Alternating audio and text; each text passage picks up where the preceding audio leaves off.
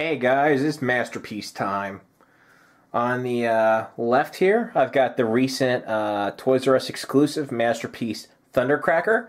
And on the right, I've got the original Japanese release of Masterpiece Starscream. And as you can see, Masterpiece Starscream is not in his cartoon colors. It's actually much more realistic for a fighter jet.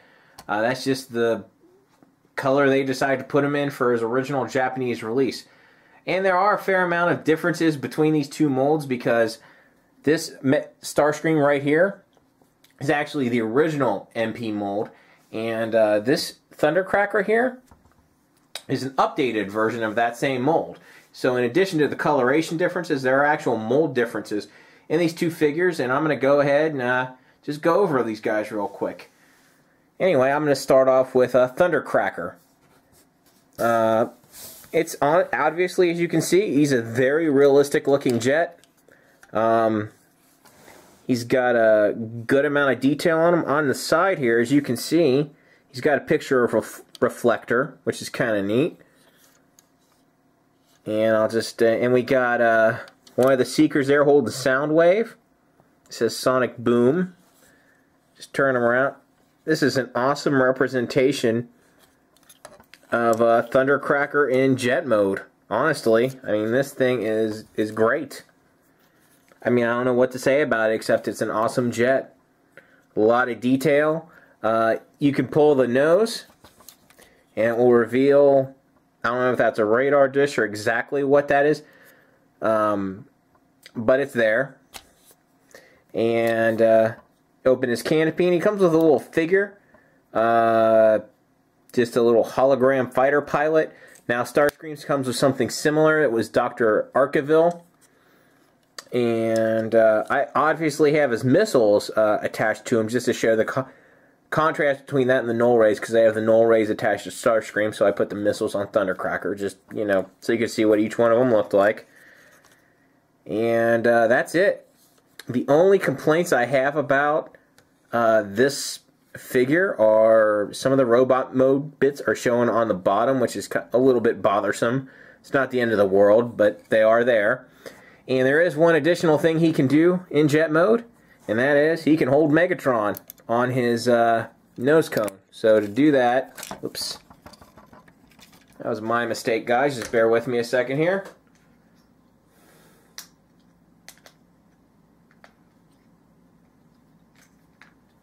Sorry about that. You just take the landing gear up, and there's this little peg here, and of course it just fell off Megatron. So we'll try this again.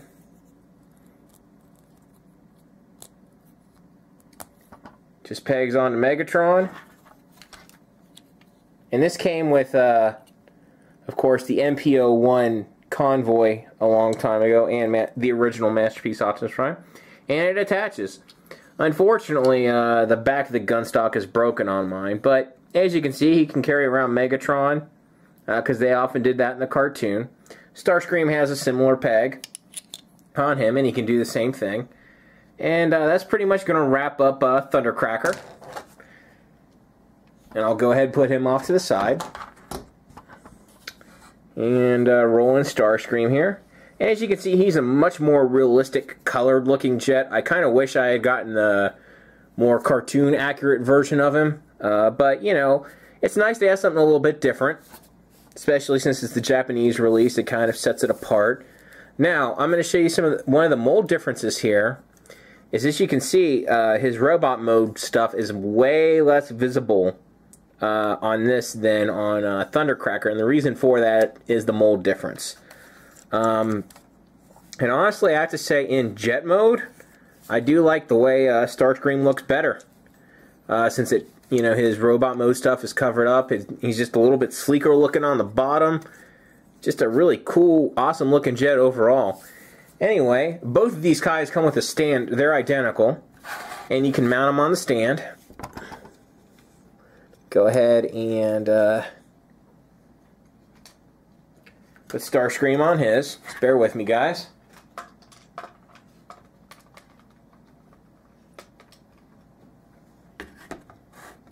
And you can display them like that. Pretty neat. Anyway, that's pretty much going to wrap up these guys' vehicle modes. I will be back in a flash to go over the robot modes with you. Hey guys, what's going on? Here I have Starscream and Thundercracker into their robot modes. And you might be thinking to yourself, what the heck is going on with Starscream? Well, Starscream had a bit of an incident when I was transforming him. His arm broke off. Yes, folks, all I was doing was transforming him, and his arm broke off. Awesome, right? I just find that kind of funny because there are some Transformers fans out there who think that Takara is the paragon of quality and Hasbro is, quote, cheap junk. I've actually heard a fair amount of Transformers fans spew such nonsense. Well, hey guys, check it out. A Takara toy, busted, and like I said, all I was doing was transforming it. That kind of irritates me because I've only maybe transformed this thing a few times since I've had him. So, yeah. I've always kind of felt Starscream was kind of a weak masterpiece, and, well, that certainly doesn't help my opinion of him, needless to say. Anyway, I'll go over some of the differences between the original mold and the updated mold. As you can see, he's got these big monstrosities hanging off the side of him. The updated mold doesn't. That's a huge improvement for robot mode.